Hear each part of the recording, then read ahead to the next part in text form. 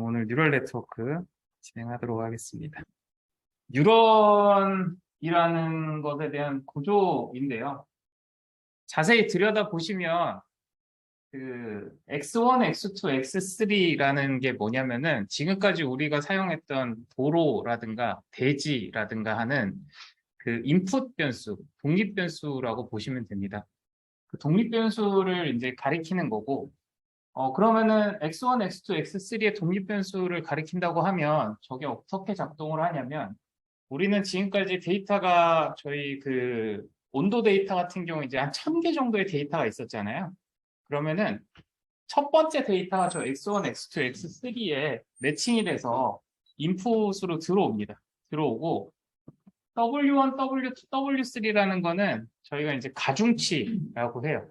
네, 저 가중치가 뭔지 모르지만 저 가중치가 곱해져서 어떤 일이 일어나냐면은 가운데 있는 노드에서 합쳐져요. 곱해져서 합쳐진 모양이 되고 위에 보시면 이제 B라는 게 있어요. B라는 값이 이것도 뭔지 몰라요. 뭔지 모르는데 이 B라는 값이 들어와서 앞에 서메이션 됐던 거에 같이 합쳐집니다. 이렇게 합쳐진 값을 저희가 이제 A라고 하고요. 저 노드에서 이제 다시 밖으로 나가요. 이쪽 방향으로 보시면 이제 활성함수라는 방향으로 이제 나가게 되는데 나갈 때 그냥 나가는 게 아니라 저 액티베이션 함수라고 하는 H라는 함수를 통과해서 나가는 요 모양을 저희가 이제 뉴런이라고 표현을 합니다. 리그레션하고 되게 비슷하게 보셔도 될 것 같아요. 네. 근데 이 뉴런을 그림으로 그리면서 이 그래픽으로 표현을 하면서 여러분들이 이 복잡한 식을 그림으로 표현할 수 있게 되는 장점을 가집니다. 네, 그거의 차이가 있는 거고요. 이 뉴런이 이제 어떻게 시작이 됐냐라고 하면 최초의 이 뉴런을 제안을 한 논문은 1957년에 발표가 됐어요. 그래서 이제 로젠블라트라고 하는 분이 인공신경망의 이제 초기 모델인 싱글 레이어 퍼셉트론이라는 논문을 발표를 합니다. 그래서 이 내용에서 핵심은 뭐냐면 이 시대에는 저희가 이제 계산을 해야 되는 게 어떤 것들이 있었냐면은 그 전자 장비에서 AND, OR, 뭐 NAND, XOR 이런 연산들이 중요한 이제 계산의 대상이었어요. 그러면 그런 계산들을 어떻게 구현하냐면 실제로 뭐 이 부분에 가까운 이제 하드 코딩이죠. 코딩에 의해 가지고 이제 00이 들어오면 AND 연산에선 0을, 01이 들어오면은 0을, 그다음에 11이 들어왔을 때만 1을 이렇게 표현하게끔 구축을 했었는데 이 논문에서 뭘 제시를 하냐면은 이 단층 퍼셉트론이라는 거를 이용하면 데이터를 미리 어떻게 작동하는지 코딩할 필요 없이 데이터를 계속적으로 보여주는 과정을 통해서 얘가 학습이 가능하더라라는 거를 발표를 합니다. 그러면은 어떤 식으로 학습이 되는데? 라고 했을 때 이 공식을 제시를 해요. 그래서 여기 임계치라고 하는 것도 있고 가중치, 그리고 이제 바이어스, 넷값 이렇게 표현이 되는데 실은 앞에서 설명했던 뉴런하고 거의 비슷하다고 보시면 됩니다. 그래서 어떤 값이 활성화되는지에 대한 임계치라는 거는 저희가 이제 그 활성함수랑 똑같이 보시면 되고요. 가중치가 이제 앞에 뉴런에서 얘기했던 W라고 하는 가중치, 그다음에 바이어스가 이제 B라고 하는 값, 그다음에 이제 네. 넷 값이 이제 그렇게 서메이션 한 값, 이런 값들을 이제 다 모아가지고 활성함수가 여기 이제 그 뒤에 액티베이션 함수죠. 네, 그렇게 해가지고 이제 뉴런을 구성을 하게 되면 데이터를 학습을 할 수 있다라고 표현을 합니다. 그래서 이거를 뭐 읽는 것보다는 제가 코드를 짜서 그대로 올렸어요. 실제 이 논문에서 발표한 수치를 그대로 반영을 해가지고 여기 소스 코드를 올려놨습니다. 그래서 보시면 SLP 소스라고 제가 올려놨어요. 네, 그래서 여기 소스 코드에 보시면 제가 이제 DS라고 하는 거를 하나 만들어 놨고요. 이 DS가 뭐냐면은 아까 말씀드렸던 AND 연산의 데이터셋이라고 보시면 돼요. AND 연산이 실제로 이루어졌을 때 데이터가 어떻게 생겼는지에 대해서 보시면 되고요. 여기 DS라는 값이 보시면 이제 보이나요? 너무 작죠. 0, 0일 때는 0, 그 다음에 0, 1일 때 0, 1, 0일 때도 0, 1, 1일 때도 1이라는 단순한 그냥 배열입니다. 이 배열을 저희가 데이터로 선언을 한 거고요. 그 다음에 이제 가중치라고 하는 이제 W0부터 W1, W2를 아무 숫자나 이제 이렇게 지정을 한 거예요. 그래서 제가 지금 0.3, 0.4, 0.1이라고 지정을 했고, 그 다음에 X0도 마이너스 1로 지정을 하고요. 스트리스홀드 지정해주고, 런닝레이트 지정한 다음에, 이제 보시면은,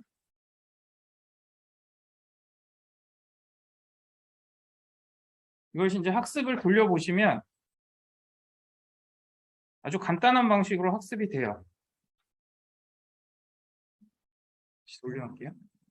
전체적으로 보시면 좋으니까. X1하고, X2하고, Y 값이 000이잖아요. 지금 000이 들어가 있으면 이 식을 계산을 하는 거예요. 아까 이 앞에 보여드렸다시피 이게 가중치하고 그 다음에 입력된 인풋 값하고 이것들하고 그 다음에 이제 바이어스 값으로 주어진 바이어스 값으로 주인 X0 마이너스 1이라는 바이어스 줬죠. 거기에다가도 가중치를 곱해서 이걸 다 곱해서 그냥 서메이션만 하면 됩니다. 서메이션만 해보시면 이게 스트리스홀드인 0보다 크면 크거나 같으면 저희가 이제 예측값을 1로 본 거고요. 작으면 예측값을 그냥 0으로 본 거예요. 굉장히 단순한 알고리즘이에요. 네. 근데 이렇게 해서 실제로 예측을 해보고 나면 Y하고 이제 Y하고 같죠. 같으면 이제 아무 일도 일어나지 않습니다. 아무 일도 일어나지 않는데 만약에 다르다라고 하는 순간부터 이제 계산이 시작이 돼요. 학습이 필요하다라고 선언을 하고 학습량을 어떻게 계산하냐면은 이 공식에 의해서 이만큼을 계산을 해요. 실질적으로는 이제 실제 Y 값하고 예측한 Y 값의 차이만큼을 학습량으로 지금 표시를 합니다. 학습량으로 표시하고 그 학습량을 얼마큼 더해주냐면은 러닝 레이트라고 하는 5%만큼을 더해주는 거예요. 그렇게 해서 누구를 업데이트하는 거냐면은 가중치를 업데이트 해줍니다. 네. W를 업데이트 해주는 거예요. 우리가 X1, X2, Y는 정해져 있는 값이에요. 정해져 있는 값이고 그 정해져 있는 값에서 우리는 Y를 잘 맞추기 위해서 그 Y를 못 맞춘 만큼을 러닝 레이트를 곱해서 누구를 변화시켜 주는 거냐면은 가중치들을 변화를 시켜줍니다. 변화시켜주면 그만큼씩 학습이 되는 거예요. 그래서 이 과정을 그대로 진행을 해보시면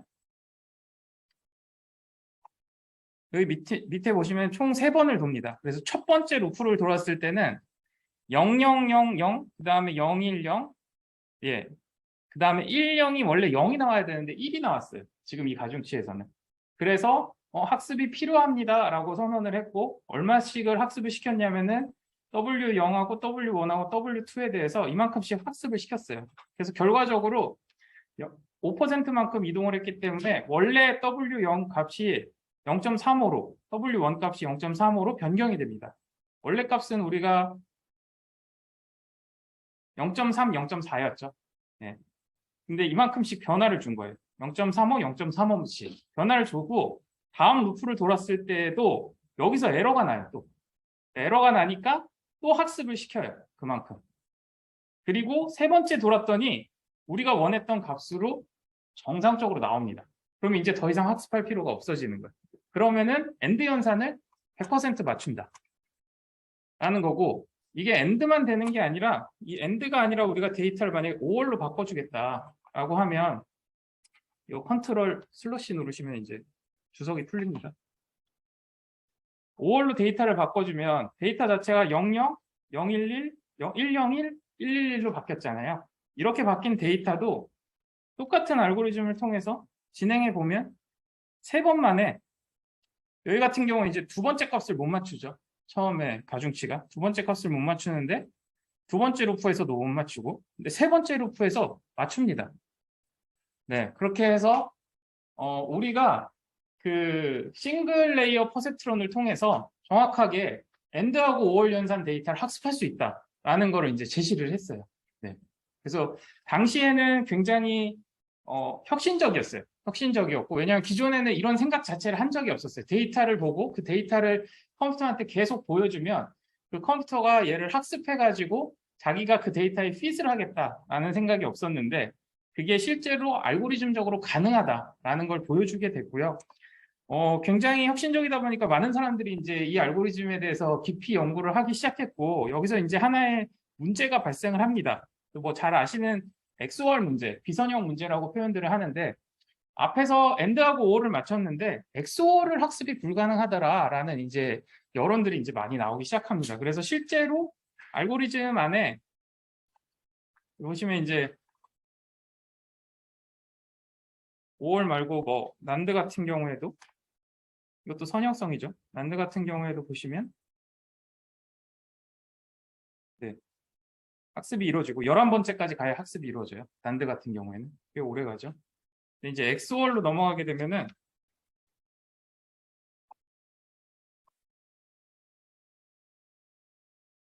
이 알고리즘을 통해서 아무리 돌려도 100번까지 돌려도 학습이 불가능해져요. 네. 그래서 이 싱글 레이어 퍼셉트론을 통해서는 XOR은 학습이 불가능하다라는 게 이제 문제가 됐고, 이 문제 때문에 실은 이 알고리즘에 대한 한계점이라고 표현을 하면서 여기서 어떻게 개선돼야 되느냐 이런 것들에 대한 연구가 진행이 됩니다. 근데 이제 같은 분이 좀 더 지나서 62년도에 새로운 모델을 제안을 해요. 그래서 앞에서 제안했던 건 이제 싱글 레이어 퍼셉트론이었고, 뒤에서 제안하는 거는 다층 퍼셉트론, 그래서 멀티 레이어로 퍼셉트론이라는 것을 새로 제안을 합니다. 이게 지금 우리가 쓰고 있는 뉴럴 네트워크라고 보시면 돼요. 근데 여기서 문제가 싱글 레이어 퍼셉트론을 제안할 때는 학습 방법론까지 같이 다 담아서 발표를 했어요. 근데 이제 다층 퍼셉트론으로 가면서 XOR 문제를 해결할 수 있다라는 건 얘기는 했지만 어떻게 학습해야 되는지에 대한 답을 구하지는 못했습니다. 네. 그래서 이때부터 이거를 어떻게 학습할 수 있을까에 대한 다양한 연구들이 진행이 됐고, 그 연구가 너무 길어집니다. 길어져서 당시에 이제 이런 이 artificial 뭐 neural network라고 당시 표현되는 이런 인공지능이 만들어질 수 있다, 로봇이 만들어질 수 있다 막 이러면서 이제 굉장히 많은 투자도 일어나고, 정부 자금도 막 들어오고 했었는데, 그런 연구들이 이제 너무 장시간으로 길어지면서 실은 여기에 대한 투자가 많이 줄어들어요. 그러면서 이제 뉴럴 네트워크가 좀 많이 겨울을 맞이했다고 저희가 표현을 하는데, 1차 겨울을 이때 맞이를 해서 좀 오랜 기간 학습이 불가능한 그런 모델로 이제 판단이 이루어져요. 근데 그러면 이제 우리가 학습이 뭐냐, 학습이 뭐냐라는 거를 이제 봐야 됩니다. 그래서 어떻게 하면 다층 퍼셉트론을 학습시킬 수 있을까라는 고민을 하게 되고요. 그럼 학습이란 게 뭘까라고 했을 때 우리가 저번에도 한번 그 GBM 얘기할 때도 얘기를 했었는데, 결국에는 여기서 얘기하는 거는 오류를 줄이는 게, 우리가 원하는 건 우리가 모델이 있고 그 다음에 데이터가 있을 때 그 데이터를 모델에 넣어보면 그 모델이 예측한 값하고 실제 값하고의 차이, 그걸 우리가 오류라고 얘기를 하고요. 이 로스를 줄일 수 있는 방안을 마련하면 된다라는 게 이제 기본적인 원칙입니다. 그래서 그 로스를 우리가 뭘로 판단을 하냐면은 뭐 다양한 것들이 있어요. 근데 대표적으로는 저희가 뭐 MSE 같은 걸 많이 쓰죠. 그래서 차이를 제곱해서 서메이션 해가지고 그 차이 값을 이제 오류다라고 평가를 하고요. 그 오류가 줄어들게끔 만들어야 되는데, 이게 이제 최적해를 구하는 다양한 방법론에서 제일 많이 쓰는 이제 경사하강법이라는 내용이에요. 그래서 저번에도 한번 설명을 했지만 다시 설명을 드리자면, 앞에서 얘기했던 우리가 로스라는 값은 아까 보셔서 알겠지만 제곱값을 치잖아요. 그러면 죽어도 양수입니다. 무조건 양수예요. 0보다는 큰 수인데, 이 양수를 이 그래프 상에서는 이 높이로 표현한 거예요. 이 높이가 그러니까 위로 가면 위로 갈수록 오류가 큰 거죠. 그 모델은. 밑으로 가면 밑으로 갈수록 오류가 작은 거예요. 근데 같은 데이터에 저렇게 다양한 오류를 표시하려면은 뭔가 달라야 되잖아요. 저 좌표마다 뭔가 달라야 될 거예요. 그래서 저 밑에 좌표가 뭐를 표시하는 거냐면은 그 뉴런에서 우리가 유일하게 결정할 수 있는 W라고 하는 가중치입니다. 네. 물론 뒤에 이제 베타도 있으니까 W하고 이제 B 값, 이 두 가지 값을 저희가 어떻게 결정하느냐에 따라서 저 밑면에 있는 어딘가의 위치에 우리가 포지셔닝 하게 되는 거예요. 그리고 그 포지션이 결정되는 순간 우리는 로스를 계산할 수 있습니다. 왜냐? 실제 데이터를 그 모델에 넣어보면 그 모델이 예측한 값이 나올 거고, 두 개를 빼서 서메이션 하면은 정확하게 높이를 구할 수가 있겠죠. 그러면 우리가 이렇게 공간 안에서 로스가 정확하게 다 보인다라고 하면 정답은 어디겠어요? 여기서 정답은 좀 애매하긴 한데 정답이 한 2개 정도 보이죠? 제일 밑에 이게 바닥에 거의 닿을락말락한 저 2개 좌표가 실은 저 2개 좌표로 우리가 가중치를 결정하면 끝나요. 네. 근데 현실은 이렇게 녹록하지 않습니다. 현실에서는 아까 뉴럴 네트워크 제일 첫 장에서만 보시더라도 가중치가 벌써 몇 개예요? 가중치가 벌써 4개가 나오죠. 네. 그 뉴럴 하나가 가중치가 4개가 나와요.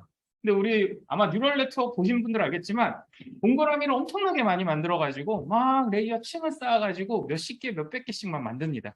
그럼 거기 가중치가 몇 개가 나오겠어요? 거기다 곱하기 4만 해도 어마무지하게 많은 숫자가 나오는 거예요. 그러다 보니까 이렇게 단순하지도 않고 이 모든 가중치가 가능한 모든 그 공간 안에서 저 로스를 계산하는 건 불가능해요. 이생이 끝나도록 해도 불가능합니다. 콘솔 아무리 많이 써도. 그래서 우리가 어떤 방법론을 찾아야 되는데 그 방법론 중에 하나로 제시된 게 저번에 한번 설명드렸던 경사하강법이라는 겁니다. 그래서 경사하강법은 우리가 우선은 가중치를 아무데나 정합시다. 최초에 아까 지금 싱글 레이어에서도 아무데나 정했잖아요. 똑같이 여기서도 가중치 한 100개를 정해야 된다. 그럼 100개를 그냥 아무거나 정합시다 라는 거예요. 아무거나 정해놓고 로스를 한 번만 계산해 봅시다. 로스를 한 번만 계산해 본 다음에 로스의 위치가 나오겠죠. 그러고 나면은 모든 가중치별로 편미분을 진행하자라는 겁니다. 편미분을 진행하면 어떤 일이 생기냐면은 모든 가중치 차원에서 어떻게 지금 그 미분된 값이 어떤 기울기를 가지는지를 다 밝혀낼 수가 있어요. 그렇게 해서 그 편미분 값으로 가장 많이 기울어진 방향으로 가장 많이 움직이자라는 겁니다. 그렇게 하면 어떤 일이 생기냐면 저기 검은 점에서 처음에 시작했을 때 경사가 어디가 제일 가장 기울어져 있어요. 이게 공을 어떤 그 굴곡된 면에다 떨어뜨리는 거랑 똑같습니다. 떨어뜨리면 가장 기울기가 높은 쪽으로 먼저 굴러가기 시작해요. 굴러서 어디까지 가냐면은 제일 깊은 곳까지 떨어져요. 중력에 의해서. 네, 이거를 그대로 구현을 한 거예요. 이 편미분을 통해서. 그래서 편미분을 할 수만 있다면 네, 그 공간을 찾아가는 거고 이 경사관법은 저번에도 한번 설명드렸듯이 실은 이렇게 다 보이는 맵에서 가는 게 아니고요. 저 까만 점에서 정확하게 발가락 끝에 한 1cm 정도의 거리만 보인다고 보시면 돼요. 네, 내 공간이 정말 요만큼 안개가 자욱해가지고 요 앞에만 정말 딱 보이는 거예요. 그래서 편미분으로 알 수 있는 거는 그 앞에 아주 작은 공간이 어떻게 기울어져 있는지만 보이는 거고 편미분을 통해서 한 걸음 이동하면 그때 다시 편미분을 해야 돼요. 네, 왜냐? 올록볼록 생긴 공간이라고 하면은 내가 여기 가운데서 보기에는 내가 제일 정상인 것 같은데 실은 아닐 수도 있거든요. 조금 나가보면. 근데 아까 말씀드렸다시피 그렇게 넓은 공간을 우리가 볼 수는 없어요. 볼 수는 없다 보니까는 편미분을 통해서 딱 발끝만 본다라는 개념으로 해서 이 경사각법을 구현을 할 수가 있으면 됩니다. 근데 이제 뭘 못 풀었냐라고 하면 어떻게 하면 저 복잡한 공식 아까 보시면 이제 뉴럴 네트워크가 한 단계가 아니라 다층으로 이렇게 연결이 되잖아요. 다층으로 연결된 뉴럴 네트워크를 만약에 우리가 공식으로 쓴다고 해보시면은 굉장히 긴 시기 될 거예요. 그 굉장히 긴 시간에 가중치 하나를 딱 집어가지고 얘를 편미분하는 게 가능한가? 이걸 어떻게 구현할 수 있지? 라는 거에서 이제 답을 못 찾고 꽤 오랜 시간이 지나갑니다. 네, 경사관법에 대한 설명이고요.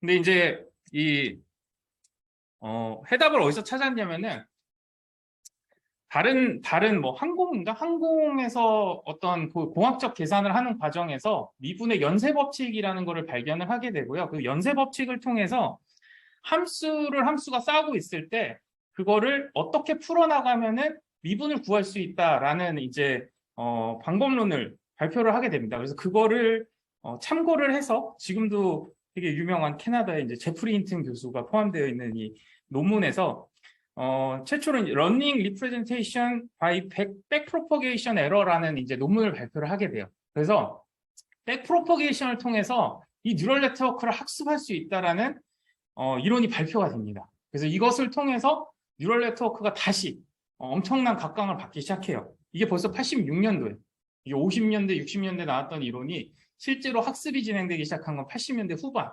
이제 근데 저번에 말씀드린 80년대에는 누가 가장 각광을 받았었냐면 이미 디시전 트리가 이 학습 시장에서 굉장히 대용량 처리까지 이루어질 정도로 굉장히 성장하고 있는 그런 시장이었습니다.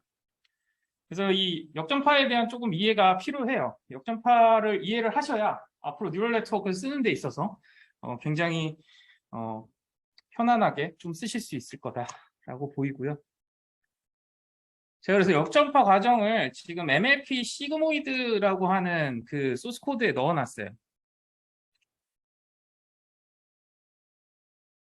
식이 길죠? 네.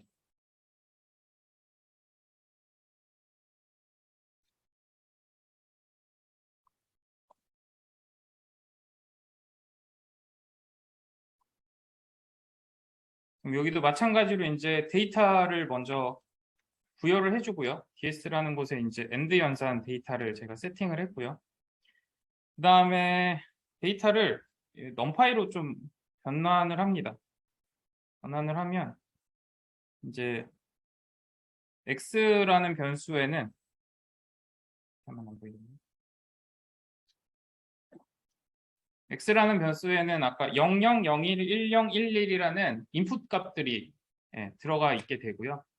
다음에 y에는 그거에 대한 정답. 그래서 0001 이 배열로 들어가게끔 변환을 합니다. 변환을 하시고 그다음에 초기 가중치를 이제 다층 퍼셉트론이다 보니까 제가 이렇게 설계를 했어요. 인풋이 들어오고 히든 레이어 하나를 만들어 가지고 은닉층이라고 해서 히든 레이어를 하나 만들어서 뉴런을 2개를 넣었어요. 히든 노드를. 그래서 1개, 2개 집어넣고 그 다음에 이제 출력층이라고 해서 노드를 하나 더 만들었어요. 그래서 총 노드가 3개를 만들어서 그 노드를 통해서 나중에 출력된 값이 y가 되게끔 설계를 했습니다. 그럼 노드 하나당 지금 보시면은 노드 하나당 인풋이 2개니까 w가 2개겠죠. 그 다음에 b값이 하나 더 있으니까 b값이 하나 더 있겠죠. 그럼 노드 하나에 1개, 2개, 3개 3개의 가중치가 붙는 거예요.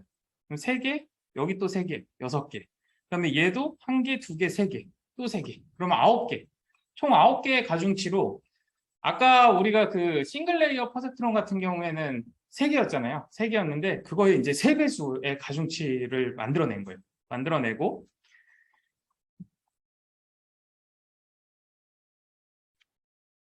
함수 같은 경우에는 요거를 썸하는 과정을 그냥 만든 거고요. 시그모이드는 시그모이드 함수 그냥 표현한 겁니다.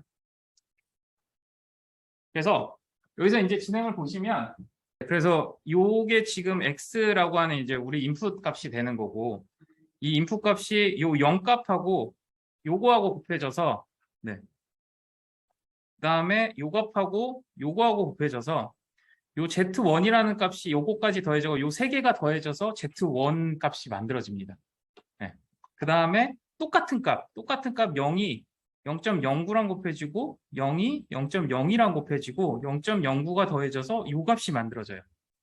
그럼 요 2값이 어떻게 들어가냐면은 여기랑 여기에 들어가 있다라고 보시면 돼요. 실제로는 요 값하고 요 값이죠. 요 값이 들어갔겠죠. 얘 둘 다 0이니까. 그러면은 이제 만약에 11이 들어갔다. 그러면은 1이 얘랑 곱해져서 1이 얘랑 곱해지고 요 1이 얘랑 곱해져서 요 길로 모여가지고 요 3개가 더해져서 이제 0.12라는 값이 만들어집니다. 네. 그리고 밑에 쪽에는 같은 1이 여기로 곱해지고 같은 1이 여기랑 곱해져서 얘까지 더해져가지고 0.2라는 값이 만들어집니다. 이제 이해가 되시죠? 그러면은 요 4개의 레코드가 요 4개의 Z1의 값을 만들어낸 겁니다. 그럼 여기까지 우리가 데이터가 진행이 된 거예요. 이걸 우리가 이제 피드 포워드라고 표현을 합니다. 네. 피드 포워드라는 표현을 여기서 하고요. 그러면은 지금 정해져 있는 가중치를 통해서 지금 입력된 값을 넣어서 각 노드에 들어가야 되는 최종 값을 미리 다 계산해 놓는 거예요. 그럼 Z1이 다 계산이 됐죠. 여기도 계산이 됐고 그럼 이제 우리가 액티베이션 펑션이라고 해가지고 H를 통과시킬 거예요. 뭐를 썼냐면 지금 시그모이드라는 함수를 썼어요. 그럼 H를 통과시키면 시그모이드를 통과하면은 이런 값들로 바뀌어요. 0.04를 시그모이드에 넣으면 0.51, 0.09를 넣으면 0.52. 시그모이드 함수 자체가 0에서 1 사이의 숫자로 바꿔주는 거기 때문에 네, 이렇게 경계선의 데이터가 나옵니다.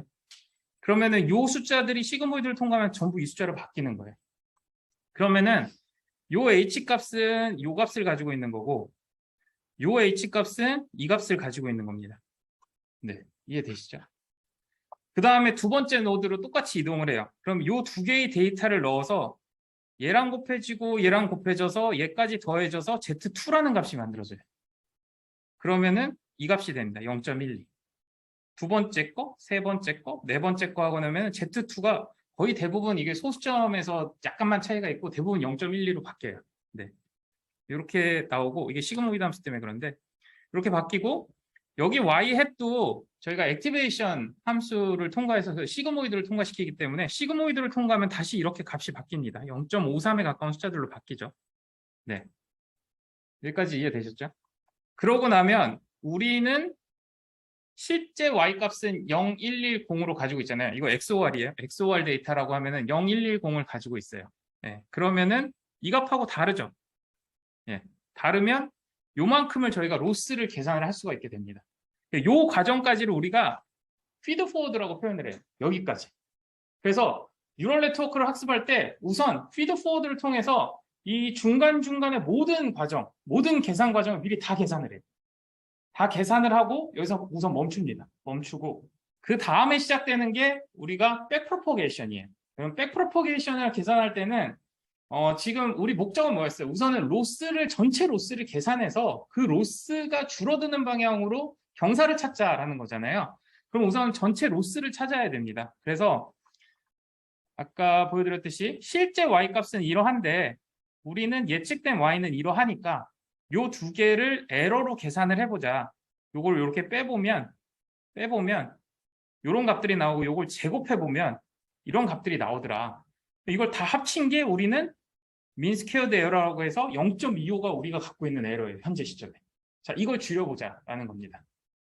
그럼 이제 백프로퍼게이션은 뭐냐면은 아까 말씀드렸듯이 에러를 중심으로 모든 우리가 결정할 수 있는 거 뭐였어요? 결정할 수 있는 건 다 W하고 B 값이었잖아요. W와 B 값들의 편미분을 구하자라는 겁니다. 그러면은 체인 룰에 따르면 우리가 만약에 지금 W2, 지금 제일 처음 나온 가중치가 W2예요. 이게 어디 있는 거냐면은 여기 보시면 여기 로스가 시작이 됐죠. 여기서 실제 y하고 예측 y 사이에 로스가 정해졌잖아요. 그럼 우리가 제일 먼저 찾아지는 우리가 결정해야 되는 값들은 얘들이에요. W2하고 B2. 이게 이제 우리가 변경할 수 있는 유일한 변수들이잖아요. 여기에 있는 것들 중에 우리가 변경할 수 있는 게 없어요. 이거 함수들이기 때문에. 서메이션하고 시그모이드니까. 그럼 요 값이 이제 우리가 최초로 변경 가능한 값이라고 보시면 제일 처음에 W200 요 값에 대한 편미분을 구하자라는 겁니다. 근데 뭐에 대해서 편미분을 구하는 거예요? 로스 펑션에 대해서 구하는 거잖아요. 그러니까 로스 함수에 대해서 이 W200가 가지는 미분값을 구하자라는 겁니다. 근데 이게 아까 앞에서 설명드렸듯이 체인 룰에 의해서 이거를 편미분할 수 있다라고 하는 거예요. 그러면 어디까지 끌고 가면 되냐면은 자, 로스는 뭘로 이루어져 있어요? 로스는 뭐에 의해서 이루어지냐면은 y-햇에 의해서 이루어져 있어요. y-햇은 뭐냐면 우리가 다 서메이션 어파인 해가지고 시그모이드를 통과시킨 결과물입니다. 이 결과물에 의해서 로스를 미분할 수 있죠. 네, 결정되니까. 그러면 이 y-햇은 뭐에 의해서 결정돼요? y-햇은 어파인한 Z2에 의해서 결정돼요. Z2에 시그모이드 씌우면은 y-햇이 되는 거잖아요. 그러면은 Z2를 가지고 y-햇을 우리가 미분할 수 있어요. 그 다음 또 하나 Z2는 뭐에 의해서 미분이 가능해요? 얘가 관여하잖아요. W2가 어파인을 할 때. 그럼 W2식으로 미분을 할 수 있다. 그러면 이 세 개를 곱하면 우리가 이거의 미분값하고 동일하다 라고 체인 룰을 통해서 해석이 가능해집니다. 그럼 이걸 구하면 되겠네 라는 건데 자, 우리가 지금 구하는 게 미분식을 구하는 게 아니에요. 식을 구하는 게 아니고 아까 그 경사 위치에서 이미 좌표는 결정이 됐어요. 내가 지금 위치한 위치는 결정이 됐습니다. 그 위치에서 이 미분값을 구하는 거니까 실은 값을 대입해주면 돼요. 미분식에. 대입해준 값을 구하면 됩니다. 그래서 앞에서 피드포워드를 해온 거예요. 피드포워드를 해오면서 현재 그 미분하려는 대상값이 뭔지를 먼저 알고 그걸 가지고 이제 곱해서 가자라는 논리라고 보시면 돼요. 그래서 보시면 이제 먼저 요거를 미분을 해보면 이런 식으로 이제 식이 나오는데 요 식이 뭐냐면은 원래 y-y 햇의 제곱이었잖아요. 이게 우리 로스를 계산하자는 거였잖아요. 이거를 y 햇으로 미분을 해보면 요거만 남으니까 이제 요거 날라가고 마이너스가 뒤집히죠. 뒤집히고 그 다음에 2가 여기로 내려오면서 이런 식으로 바뀌어요. 네, 마이너스 2에 실제 y 마이너스 예측 y 이렇게 바뀝니다. 미분을 해보면 네, 요거를 하나 구했고요. 그 다음에 두 번째 이거 구해야죠. 이거 구하려면은 자 z2에 대해서 y-를 하는데 z2는 뭐였어요? 시그모이드 함수죠. 시그모이드 함수면은 시그모이드 함수 분의 식은 여기 있대요. 뒤집으면 거의 똑같습니다. 네, 시그모이드 자체는 뒤집으면 똑같이 나오고요. 그 다음에 요거는 구하면은 W2는 우리가 어파인 함수였잖아요. 이렇게 이제 곱하고 더하고 한 값이잖아요. 요거에 대해서 W2로 미분해 보면은 얘 다 날라가죠. 없어지고 얘만 남아요. 얘만 나오면은 뭐만 남냐? H0만 남습니다. 그럼 얘만 가져오면 돼요. 그렇게 한 다음에 이 값들은 이미 우리가 갖고 있어요. 피드포워드 과정에서. 그래서 그 값들을 그냥 대입하시면 됩니다. 그래서 얘 대입하고 요 값 그대로 대입하고 요 값 그대로 대입하면 우리가 W2 제로에 대한 미분값을 구할 수가 있는 거예요. 그래서 그거를 제가 코드로 그대로 구현을 해놨어요.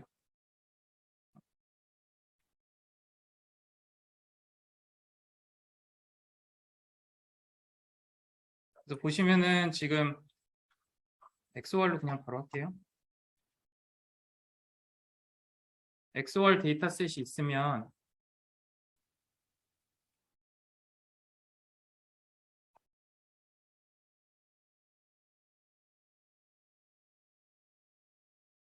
데이터 재분해 해주고요. 그러면은 X값하고 Y값이 돼 있죠. 0, 0, 0, 1, 0은 1, 1, 1은 0. 요 XOR 값으로 변해 있어요. 변해 있는 거를 저희가 가중치를 초기화하고요. 그 다음에 함수 선언해 준 다음에 요거를 해주시면 돼요. Z1은 이제 이렇게 해보시면 아까 첫 번째 피드포워드 과정에서 요 Z1 값이 계산이 되는 거예요. 네, 계산이 되고 그 다음에 H를 통과시키면 H 안에는 요 값이 나옵니다. 여기서는 이제 소점 둘째 자를 잘라서 거의 비슷해 보이지만 요거랑 똑같아지는 거예요. 그 다음에 Z2를 계산하면 Z2는 이 값으로 바뀌어 있는 거예요. 0.12. 네. 그 다음에 이것도 시그모이드를 통과시키면 Y 핵값은 예측값이 이렇게 최종 값이 나오는 겁니다. 이걸 가지고 이제 우리는 손실을 계산해야 되죠. 그래서 보시면 에러를 Y하고 Y 햇의 차이에다가 이제 제곱을 해서 스퀘어드 에러를 구한 다음에 네, 그러면 이제 스퀘어드 에러가 구해지죠. 이거를 가지고 로스를 계산을 하면 됩니다. 그래서 최종 로스는 우리가 0.25다. 앞에서 계산한 대로 똑같죠. 0.25를 계산하면 되고 이제 역전파를 시작을 할 거예요. 역전파는 아까 말씀드렸듯이 H라는 값 네, H라는 값 미리 계산돼 있잖아요. H라는 값이 계산돼 있고 그 다음에 요 Y하고 Y 햇의 마이너스 2를 곱한 값 네, 요 값.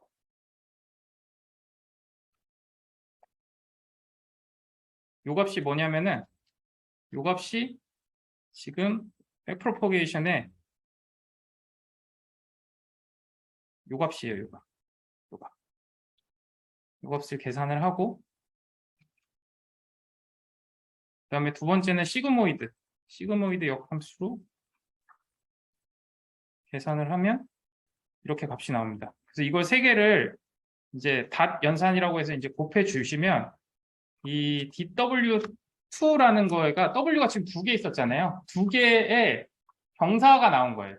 네, 경사값을 구한 겁니다. 지금 두 개의 경사값을 구한 거고, 이런 식으로 B값도 구하고, 그 다음에 히든 노드들의 그 Z1, W1, B1까지 다 구하시면 돼요. 이 과정을 통해서 시간 나실 때 저 식을 쫙 전개해 놓고 그 체인 룰에 의해서 다 미분을 해보세요.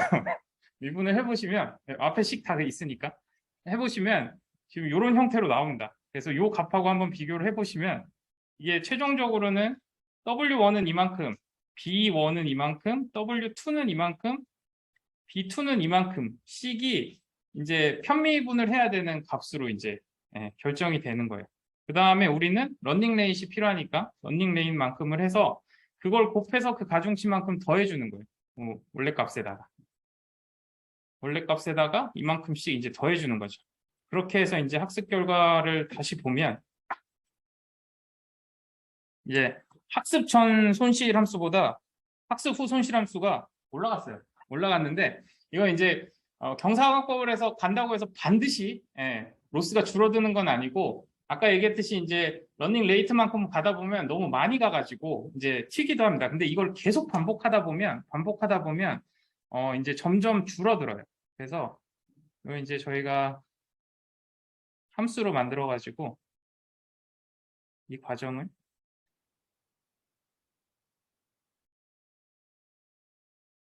이 학습 과정을 짜서 그냥 올려놓은 거니까 웬만하면 한 주씩 한번 보세요. 이렇게 한 주씩 실행하면서 절차적으로 볼 수 있으니까 보시면서 아, 얘가 이런 과정을 통해서 학습이 되는구나 라는 거를 좀 보시면 좋을 것 같고, 이거를 실제로 이제 학습을 해보시면 이 가중치들이 어쨌든 경사관법으로 이제 계속 이동하다 보면은 여기 지금 숫자가 밑에 보이시면 이제 로스 값이 있는데 로스 값이 계속 줄어듭니다. 계속 줄어들어요. 네. 그러니까 에러 값은 계속 줄어들어요. 왜냐하면 편미분해에서 어쨌든 줄어드는 방향으로 계속 공이 굴러가고 있는 거니까 계속 줄어들게 되고, 여기 보시면은 지금 로스가 처음에 0.35 정도 위치에서부터 급격하게 쭉 내려가가지고 제일 마지막에 지금 거의 0에 가까운 수준까지 로스가 떨어진 거예요. 네, 떨어져서 이걸 가지고 저희가 이제 추정을 해보면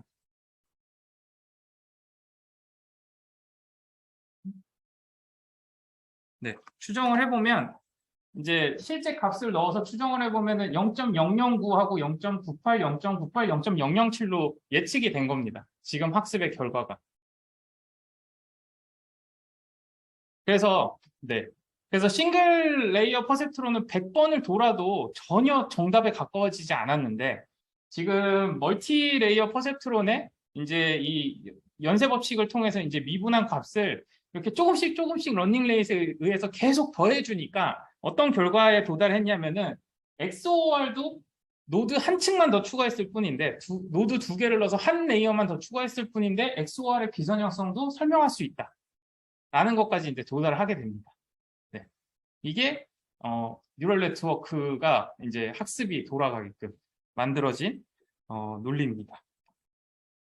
네, 그래서 이제 중요한 거는 아까 우리가 경사는 다 구해지니까, 경사는 지금 되게 쉽게 구해져요. 이게 지금 피드 포워드하고 백 프로포게이션 과정이 자세히 보시면 피드 포워드는 한번 쭉 가고 나면 백 프로포게이션은 각자 계산해도 돼요. 이게 굉장히 큰 장점이에요. 왜냐면 보시면은 W1 따로 계산하고 W2 계산 따로 하고 그 다음에 뒤로 넘기고 하면 되거든요. 왜냐면 피드 포워드 하면서 이미 값을 다 계산해 왔잖아요. 그 계산한 값으로 곱해서만 구하면 되다 보니까 뒤로 가는 게 병렬 연산이 가능해져요. 그래서 뉴럴 네트워크 학습이 병렬 연산이 가능합니다. 그래서 굉장히 속도가 빠른 거예요. 네. 그렇게 해서 지금 보시면은 그 경사를 구했으면 이제 경사를 얼만큼 적용할 것이냐라는 게 이제 러닝 레이트라는 거고, 이 러닝 레이트는 실은 어떻게 결정하느냐에 따라 달라요. 너무 작게 결정하면은 학습이 너무 오래 걸리고, 너무 크게 결정하면 아까 얘기했듯이 굴곡이 이렇게 내려갔다가 다시 튀어오르는데, 튀어오르는 걸 무시하고 저 멀리 더 안 좋은 에러로 달려갈 수도 있고요. 그래서 이 러닝 레이트를 결정하는 다양한 알고리즘들이 있어요. 뭐 경사가 너무 급하면 이제 빠르게 흘러갔다가 어느 정도 완만해지면 이제 속도를 줄였다가 하는 뭐 이런 알고리즘들도 있고, 근데 이제 그게 또 그 로컬 옵티멀에 빠질 수도 있다 보니까는 그거를 이제 약간 달려오던 가속도를 줘서 좀 더 나간다거나 뭐 이런 식의 이제 다양한 알고리즘들이 있습니다. 그래서 그런 것들을 통해서 학습이 가능하다라고 보시면 돼요. 그래서 지금 보셨던 것처럼 다른 데이터를 넣어 보셔도 되고 다른 형태로 가중치를 이니셜라이징, 랜덤 이니셜라이징 하게끔 해놨으니까 여러 가지 이제 가중치 형태에 따라서 어떻게 결과가 나오는지 보실 수가 있습니다.